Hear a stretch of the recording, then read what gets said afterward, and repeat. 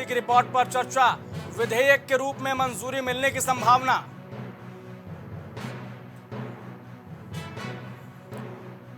लखनऊ के triple murder case में होगी बड़ी कार्रवाई, 70 साल के आरोपी ललन खान पर लगेगा एनएसए नेपाल कनेक्शन की भी होगी जांच। नोएडा में बीच सड़क पर युवकों का हंगामा, गाड़ियों के हूटर बजाकर की गई आतिशबाजी, 2 गाड़ियों को कब्जे में लेकर पुलिस की कार्रवाई। कानपुर में दबंग युवती का वीडियो वायरल, बिना नंबर प्लेट की स्कूटी रोकने पर हंगामा, पुलिस कर्मियों के साथ अभद्रता और मारपीट भी। और सुभाषपा प्रमुख ओपी राजभर का अंबेडकर नगर दौरा, सपा प्रमुख अखिलेश यादव पर साधा निशाना, शोषित वंचित जागरूकता सम्मेलन में हुए थे शामिल।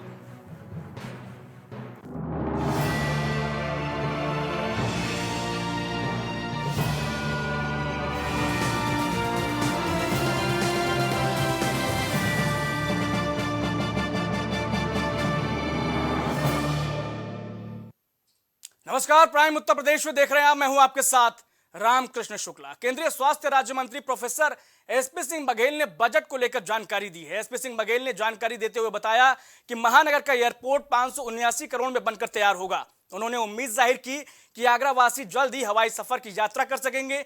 इसके साथ ही एमबीबीएस की सीटों में भी इजाफे की उन्होंने उम्मीद जाहिर की। इस दौरान केंद्रीय मंत्री ने भारत सरकार की उपलब्धियां भी गिनाई और कहा कि 2047 तक भारत विश्व गुरु बन जाएगा। वहीं फतेहपुर सीकरी से भाजपा सांसद और भाजपा किसान मोर्चा के राष्ट्रीय अध्यक्ष राजकुमार चाहर ने बजट को लेकर जानकारी देते हुए कहा कि आंगनबाड़ी और आशाओं को आयुष्मान का लाभ मिलेगा।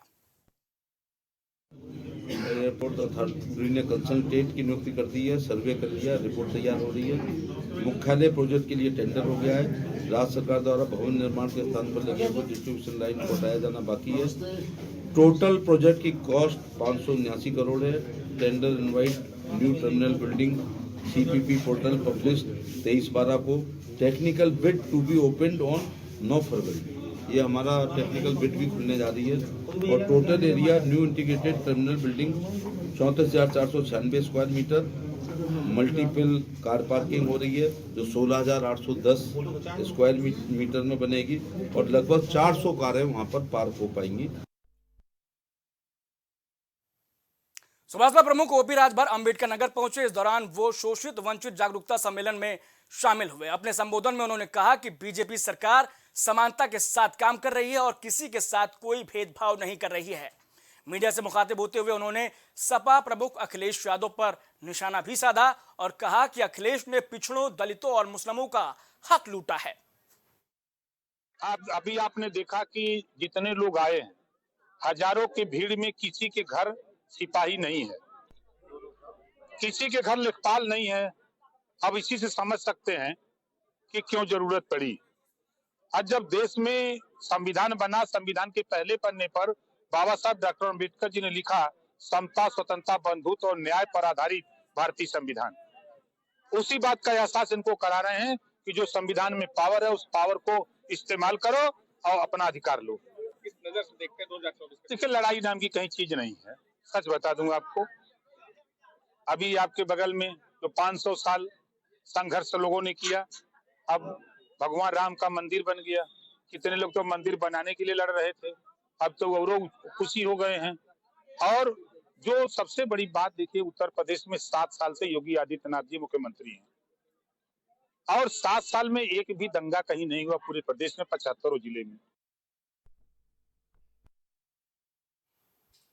अक्सर विवादित बयान देने वाले मौलाना तौकीर रजा ने एक बार फिर से विवादित बयान देते हुए कहा कि अगर मुसलमान के सब्र का बांध टूटा तो देश में दंगों जैसे हालात होंगे। वहीं इस बयान पर अमरोहा के AIMIM के जिला अध्यक्ष डॉक्टर साजिद चौधरी ने उनका समर्थन करते हुए कहा कि मौलाना तौकीर रजा ने बयान सही दिया है, क्योंकि यदि किसी को ज्यादा दबाओगे तो जुल्म की उम्र ज्यादा नहीं होती, क्योंकि एक ना एक दिन जुल्म का सामना करना ही पड़ता और यही चीज दंगे फसाद में बदल जाती है और इन सब चीजों पर सरकार को ध्यान रखना चाहिए।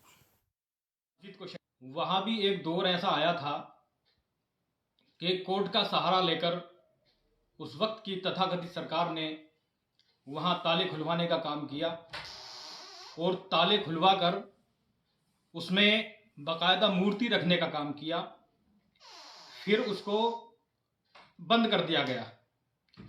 कोर्ट का ऑर्डर होता है वो बंद हो जाता है, और एक वक्त जब आता है तो वहाँ मूर्तियाँ पाई जाती हैं और मस्जिद को शहीद कर दिया जाता है।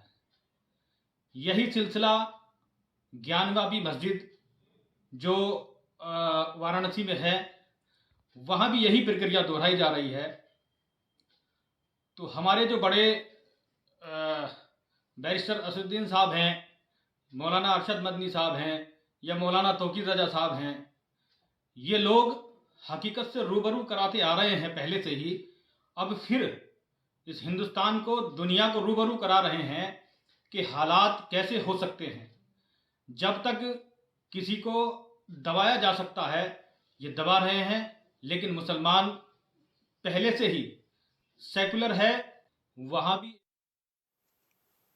कांग्रेस सांसद राहुल गांधी की भारत जोड़ो न्याय यात्रा फरवरी के दूसरे सप्ताह में उत्तर प्रदेश में प्रवेश करने जा रही है। वहीं कांग्रेस पार्टी ने इस यात्रा को उत्तर प्रदेश में कामयाब बनाने के लिए तैयारी शुरू कर दी है। इस यात्रा को यूपी में कामयाब बनाने की जिम्मेदारी पूर्व सांसद और केंद्रीय मंत्री रहे पीएल पुनिया को सौंपी गई है, जिसे लेकर पूर्व सांसद पीएल पुनिया ने राजधानी लखनऊ स्थित कांग्रेस मुख्यालय में प्रेस कॉन्फ्रेंस की और इस दौरान उन्होंने तमाम जानकारी साझा की। इस दौरान पीएल पुनिया ने भाजपा पर जमकर हमला भी बोला और कहा कि बहुजन समाज पार्टी को भयमुक्त कर मुख्य धारा से जोड़ने हेतु राहुल गांधी की भारत जोड़ो न्याय यात्रा एक उम्मीद की किरण लेकर आ रही है।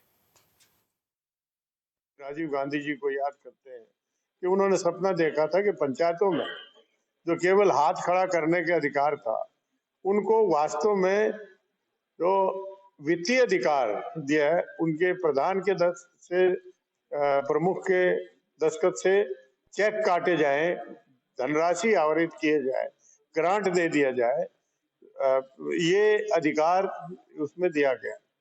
और भी जो यूपीए सरकार के दौरान में डॉक्टर मनमोहन सिंह जी के नेतृत्व में अनेक अधिकार भी उपलब्ध कराए गए, जैसे रोजगार का अधिकार, मनरेगा हुआ, फिर जो खाद्य सुरक्षा अधिनियम वो किया गया। आज भी जो फ्री का राशन बांटने की बात कर रहे हैं, उसमें अगर कोई राशन अपना बढ़ाने की कोशिश करता है तो फॉर्मेट है, फॉर्म एक उपलब्ध है, उसमें साफ लिखा है कि खाद्य सुरक्षा अधिनियम 2013 के अंतर्गत नियम ये बना इसके आता। तो 2013 में कौन सरकार जो कानून पास किया था, आज भी जो फ्री राशन दिया जा रहा है उसी स्कीम के अंतर्गत, उसी अधिनियम के अंतर्गत वो फ्री राशन बांटने का काम किया जा रहा है। सीतापुर में सहकारिता मंत्री जेपीएस राठौर ने लोकसभा चुनाव के केंद्रीय कार्यालय का फीता काटकर उद्घाटन किया। इस दौरान सीतापुर के भाजपा जिला अध्यक्ष राजेश शुक्ला, सीतापुर सांसद राजेश वर्मा और अन्य पदाधिकारी मौके पर मौजूद रहे। कार्यक्रम में अपने संबोधन में जेपीएस राठौर ने बोला कि इंडिया गठबंधन हर जगह से टूट रहा है, उसकी स्थिति ठीक नहीं। ऐसे में हम लोग यूपी में 80 सीटें जीतने जा रहे हैं। चलाया हुआ है, लोकसभा की संचालन समितियों का भी हमने गठन कर लिया है और भारतीय जनता पार्टी उत्तर प्रदेश में 80 लोकसभा सीट जीतने के लिए कृत संकल्पित है और प्रचंड बहुमत के साथ सीतापुर की लोकसभा सीट हम जीतेंगे। झांसी के डीआईजी कलानिधि नैथानी ललितपुर के 1 दिवसीय दौरे पर है। इस दौरान डीआईजी ने अधिकारियों और पुलिस बल के साथ संवेदनशील इलाकों में निरीक्षण किया और हालात का जायजा लिया। सुरक्षा व्यवस्था का जायजा लेने के साथ ही डीआईजी कलानिधि नैथानी ने जनसंवाद कर आम जनता को मजबूत कानून व्यवस्था और सुरक्षा का एहसास भी दिलाया। वहीं कलानिधि नैथानी ने जिले के अधिकारियों के साथ बैठक भी की। निर्देशित किया गया। आज इसी क्रम में ललितपुर जनपद में यहाँ पर अधिकारियों जो पुलिसकर्मी हैं, अधिदत्त पुलिसकर्मी, ट्रैफिक कर्मी, ये सबसे व्यस्त जो यहाँ का मार्केट है, घंटाघर के आसपास का इलाका, यहाँ पर पैदल गश्त करते हुए आसपास यहाँ पर कई स्कूल भी है, व्यवस्था का जायजा, कई कैमरे यहाँ पर लगाए गए हैं, कहाँ और लगने इसका जायजा एवं वार्ता करके के बारे में जानकारी दी जा। खबर मथुरा से है, जहां लोकसभा चुनाव की तैयारियों में जुटी कांग्रेस पार्टी के कार्यकर्ताओं ने आम जनता से संवाद कार्यक्रम का आयोजन किया। इस संवाद कार्यक्रम के तहत कांग्रेसियों ने 6 ब्लॉक में पहुंचकर आम जनता से संवाद स्थापित किया। इस दौरान कांग्रेस जिला अध्यक्ष भगवान सिंह वर्मा ने कहा कि भाजपा ने देश को जंगल राज में तब्दील कर दिया है। यूपी से लेकर मणिपुर, असम तक देश में कानून व्यवस्था भंग हो गई है। आम जनता कांग्रेस की ओर देख रही है और उनके नेता राहुल गांधी आगामी प्रधानमंत्री बनेंगे।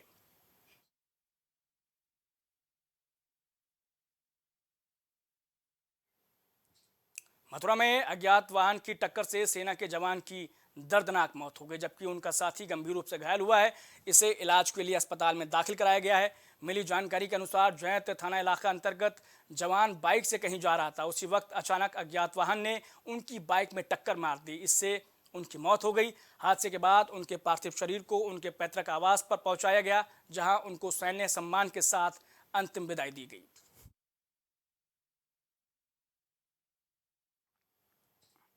श्रावस्ती में पुलिस अधीक्षक घनश्याम चौरसिया द्वारा अपराधियों के विरुद्ध अभियान के तहत सोनवा थाना इलाके में पुलिस ने अंतर जनपदीय वाहन चोर गिरोह का पर्दाफाश किया है। पुलिस ने आरोपी सद्दाम के नासिरगंज बदला रोड पर मोटरसाइकिल एजेंसी के पास से गिरफ्तार किया है। वहीं पकड़े गए आरोपी के कब्जे से चोरी की मोटरसाइकिल बरामद की गई है। वहीं आरोपी की निशानदेही पर चोरी की गई 3 अन्य बाइक्स भी इस दौरान बरामद की गई हैं। गौरतलब है कि अभियुक्त सद्दाम पर जनपद बहराइच श्रावस्ती में वाहन चोरी के दर्जनों मुकदमे पहले से दर्ज हैं। 24 को थाना सोनवा जनपद श्रावस्ती के अंतर्गत एक मोटरसाइकिल चोरी की सूचना मिली, जिसमें थाना पुलिस द्वारा तत्काल मुकदमा पंजीकृत करवाया गया और साथ में उसके अनावरण के लिए टीम गठित की गई।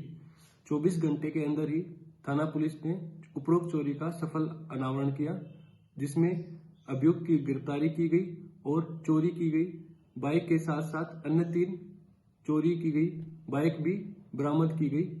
कुल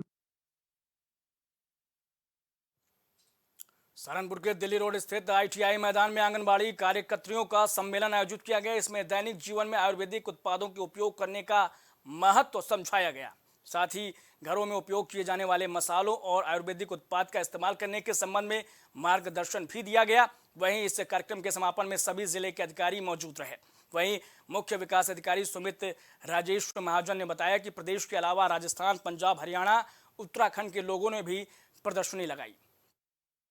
ग्राम उद्योग विभाग के माध्यम से एवं इसमें लगभग 60 से ऊपर समूह आए एवं बाकी उद्योग भी आए और ये मंडल स्तरीय नहीं बल्कि बहुत सारे जगहों से, जैसे उत्तराखंड एवं जम्मू कश्मीर से भी एक FPO आया है, तो इसको इसी माध्यम से लाभान्वित किया गया कि अब प्रमोशन करें। लगभग 20-25 लाख का भी इसमें उद्योग भी जो अपना फिगर्स दी है, इसके माध्यम से उद्योगों को लाभ भी हुआ है मार्केट मिलने के कारण। आम जनता की इतनी सहभागिता कैसे? आम जनता के लिए भी हमने इसमें प्रचार प्रसार किया था। जैसे सहारनपुर में जमालपुर गांव में उस वक्त हड़कंप मच गया जब ग्रामीणों ने गांव के रास्ते पर एक तेंदुओं को बैठे हुए देखा। वहीं तेंदुआ दिखने से ग्रामीणों में इस कदर दहशत है कि लोग घरों से अकेले निकलने में भी डर रहे हैं। सुबह कुछ ग्रामीणों ने रोहाड़े में तेंदुए को देखा था तो राहगीर अपने वाहन छोड़ भाग खड़े हुए। तेंदुए की खबर जैसे ही तीतरो पुलिस को मिली तो पुलिस मौके पर पहुंची। वहीं करीब 3 घंटे बाद पहुंची वन विभाग की टीम ने तेंदुए को देखकर अपने पैर पीछे कर लिए।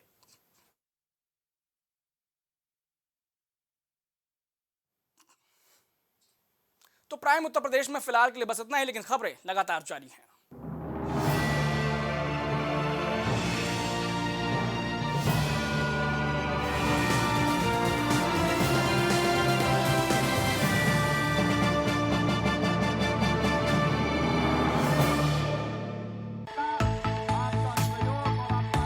कुछ भाव पुष्प। आप देख रहे हैं प्राइम टीवी, सच साहस सरोकार। प्रधानमंत्री श्री नरेंद्र मोदी का संकल्प है कि देश का हर नागरिक पोषित, सशक्त और समर्थ बने। जब पूरा विश्व इस सदी की सबसे बड़ी महामारी कोविड-19 से जूझ रहा था, उस दौरान प्रधानमंत्री श्री नरेंद्र मोदी जी के नेतृत्व में भारत सरकार ने प्रधानमंत्री गरीब कल्याण अन्न योजना का संचालन कर देश के गरीबों की खाद्य सुरक्षा सुनिश्चित की। इसी संवेदनशीलता को जारी रखते हुए आज 80 करोड़ से भी ज्यादा लोगों को मुफ्त अनाज दिया जा रहा है। सभी को अनाज, पोषित समाज।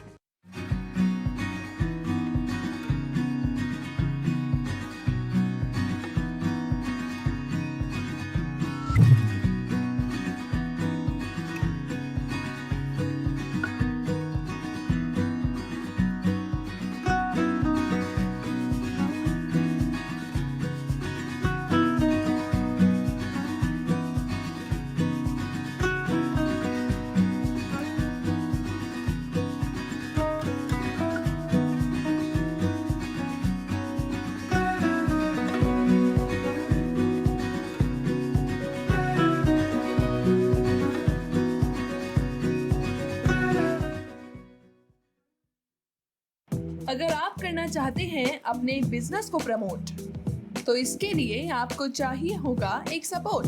बेहतर स्क्रिप्ट, शानदार ग्राफिक्स, बेहतर विजुअल दिखाएंगे कमाल, जानकारी पहुंचेगी जन जन तक, आपका काम करेगा धमाल। इन सभी चीजों के लिए अब ना हो परेशान।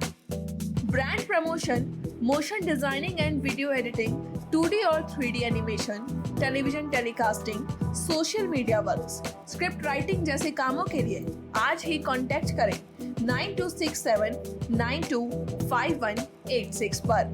इसी के साथ ही आप हमें जीमेल भी कर सकते हैं vikasproduction.gfx@gmail.com पर।